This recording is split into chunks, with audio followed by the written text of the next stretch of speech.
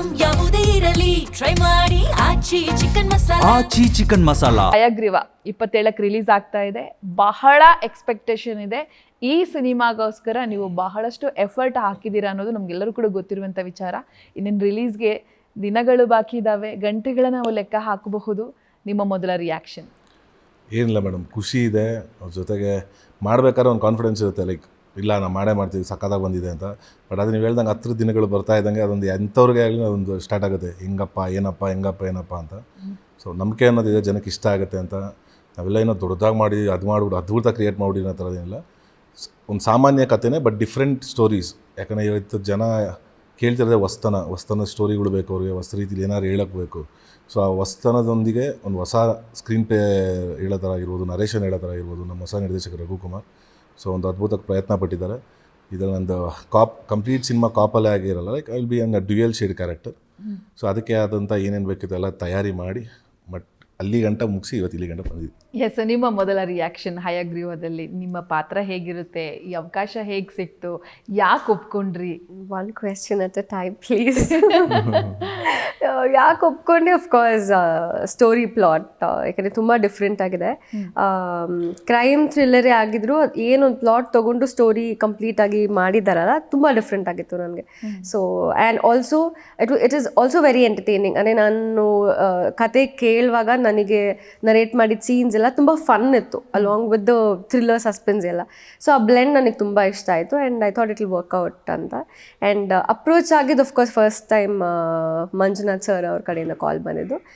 He said ಈ ಥರ ಒಂದು ಸಿನಿಮಾ ಮಾಡ್ತಾ ಇದ್ವಿ. ಆ್ಯಂಡ್ ಅಫ್ಕೋರ್ಸ್ ಕತೆ ಕೇಳಿದಾಗ ಡೆಫಿನೆಟ್ಲಿ ತುಂಬ ಇಷ್ಟ ಆಯಿತು. ಆ್ಯಂಡ್ ಧನ್ವೀರ್ ಅವರಿದ್ದಾರೆ ಅಂತ ಗೊತ್ತಿತ್ತು.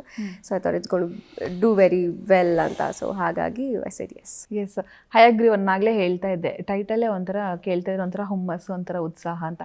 ಈಗ ನಾನಂತೂ ತುಂಬಾ ಕ್ಯೂರಿಯಾಸಿಟಿಯಿಂದ ಸಿನಿಮಾ ನೋಡಬೇಕು ಅಂತ ಕಾಯ್ತಾ ಇದ್ದೀನಿ ಸರ್. ನಾನು ದುಡ್ಡು ಕೊಟ್ಟು ಹೋಗಿ ನೋಡ್ತೀನಿ, ನಾನು ಸಿನಿಮಾ ನೋಡಿ ಎಷ್ಟು ಖುಷಿಯಾಗಿ ಹೊರಗೆ ಬರ್ತೀನಿ ಅಂತ ಹೇಳಿ.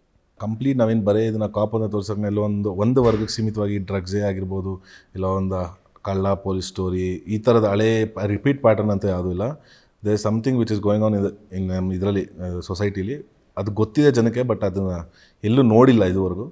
ಸೊ ಅದ್ರ ಬಗ್ಗೆ ಆಗಿರ್ಬೋದು, ಮತ್ತು ಹಲವಾರು ವಿಷಯಗಳ ಬಗ್ಗೆ ಒಬ್ಬ ಯೂತ್ಫುಲ್ ಆಗಿರೋನು ಯಾವ ಥರ ಹೋರಾಟ ಮಾಡ್ತಾನೆ, ಅವನ ಧ್ಯೇಯನ ಲೈಕ್ ಅದನ್ನು ಅಚೀವ್ ಮಾಡೋಕ್ಕೆ ಯಾವ ಥರ ಹೋರಾಟ ಮಾಡ್ತಾನೆ ಅನ್ನೋದು. ಬಟ್ ಹಂಗನ್ಬಿಟ್ಟು ಕಂಪ್ಲೀಟ್ ಸೀರಿಯಸ್ ಆಗೇ ಹೋಗಲ್ಲ. ದೇ ವಿಲ್ ಬಿ ಎಲ್ಲ ಥರದ ಎಂಟರ್ಟೈನ್ಮೆಂಟ್ ಸಿಗುತ್ತೆ. ಎಸ್, ನೀವು ಹೇಳೋದಾದ್ರೆ, ಯಾಕಂದರೆ ₹1 ಖರ್ಚು ಮಾಡಿ ಹೋಗಿ ನೋಡ್ತೀವಿ ಅಂತಂದರೆ ಅದರಲ್ಲಿ ಶ್ರಮ ಇರುತ್ತೆ. ಇಡೀ ಫ್ಯಾಮಿಲಿ ಹೋಗಿ ಸಿನಿಮಾ ನೋಡ್ತೀವಿ ಅಂತಂದರೆ ನಾನು ಹೊರಗೆ ಬರುವಾಗ ನನಗೆ ಅದು ಹ್ಯಾಂಗ್ ಓವರ್ ಇರಬೇಕು. ಆ ಥರದ ಹ್ಯಾಂಗ್ ಓವರ್ ನನಗೇನು ಸಿಗಬಹುದು ಅಂತ ಹೇಳಿ. ಎನಿ ಸಿನಿಮಾ ನೋಡಬೇಕಂದ್ರೆ ಒಂದು ರೊಟೀನ್, ಅವ್ರು ಹೇಳಿದ್ರು ಅನ್ಸುತ್ತೆ, ಒಂದು ರೊಟೀನ್ ಆಗಲ್ದೆ you will see some a plot that's nobody has touched so far. So ಅದನ್ನ ಆ ಒಂದು ಭಯ ನನಗೂ ಇದೆ. ಕನ್ನಡದಲ್ಲಿ ಹೇಳಿದೆ, ಇಂಗ್ಲೀಷಲ್ಲಿ ಅವ್ರು ಮಾಡೋದೇ ಹೆಂಗೆ ನೋಡ್ತಾ ಇದ್ದೀನಿ, ಬೆಳಗ್ಗೆಯಿಂದ ನೋಡ್ತಾ ಇದ್ದೀನಿ. ಅದೇ ಅಲ್ಲ, ಸೇಮ್ ಇಷ್ಟು ದಿನ ಯೂಟ್ಯೂಬರ್ಸ್ ಕೊಡ್ಬೇಕಾದ್ರೆ ಫಸ್ಟ್ ನನ್ನ ಕೇಳಕ್ ಬಿಟ್ಬಿಡೋರು, ಕೇಳಿ ಫಸ್ಟ್ ಕೇಳಿ ಅಂತ. ಆಮೇಲೆ ಹೇಳಿದ್ಮೇಲೆ ಫಸ್ಟ್ ಹೀರೋನೇ ಕೇಳೋದು.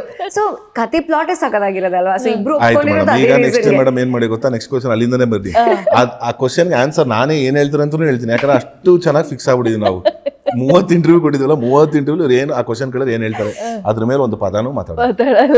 ನೋಡಿ ನಾನು ಹೇಳಿದೆ, ಅಂಡರ್ಸ್ಟ್ಯಾಂಡಿಂಗ್ ಚೆನ್ನಾಗಿದೆ. ಅಂಡರ್ಸ್ಟ್ಯಾಂಡಿಂಗ್ ಅಲ್ಲ ಅದು, ಇವರು ನೀವು ಕತೆ ಏನಾದ್ರು ಮಾತಾಡಿ. ಇವಾಗ ನೆಕ್ಸ್ಟ್ ಕ್ವಶನ್ ಕೇಳಿ ನೀವು, ನಾನು ಹೇಳಿದ್ನಲ್ಲ ಇದು ಇಂಗ್ಲೀಷಲ್ಲಿ ಹೇಳ್ತಾರೆ, ನೆಕ್ಸ್ಟ್ ಕ್ವಶನ್ ಅಲ್ಲಿಂದ ಸ್ಟಾರ್ಟ್ ಮಾಡಿ ನೋಡಿ, ನಿಮ್ಗೆ ಗೊತ್ತಾಗುತ್ತೆ. ಎಸ್, ಓಕೆ, ಹೇಳ್ತಾ ಇದ್ದೆ, ಕಂಟಿನ್ಯೂ ಮಾಡಿ. ಡಿಫ್ರೆಂಟ್ ಆಗಿದೆ. ಸೊ ನೀವು ಎದ್ದು ಬರುವಾಗ ಪ್ರಾಬ್ಲಿ ಅದನ್ನ ಮೆಚ್ಕೊಂಡು ಎದ್ದು ಬರ್ತೀರಾ ಅಂತ ಹೇಳ್ಬೋದು. ಬಿಕಾಸ್ ನನಗೆ ಕತೆ ಕೇಳಿ ಮುಗಿದ್ಮೇಲೆ ಅದೇ ಅನ್ಸಿದ್ದು, ಇವ್ರು ಡೈರೆಕ್ಟರ್ ಇದನ್ನ ಹೇಗೆ ಇವನ್ ಥಿಂಕ್ ಮಾಡಿದ್ರು ಈ ಸ್ಟೋರಿ ಲೈನ್ ಮೇಲೆ ನಾನು ಕತೆ ಮಾಡ್ಬೋದು ಅನ್ನೋದನ್ನ ಅಂತ ನನಗೆ ತುಂಬ ಇಂಪ್ರೆಸಿವ್ ಆಗಿರ್ತದೆ.